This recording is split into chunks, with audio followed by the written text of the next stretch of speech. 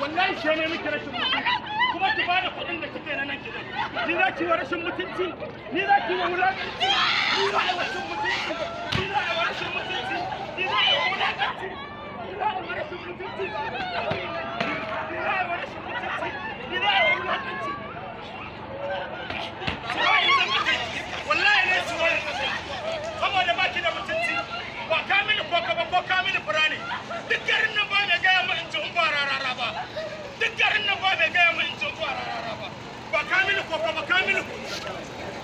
ka fake ban min gida ki fita ki ban min gida na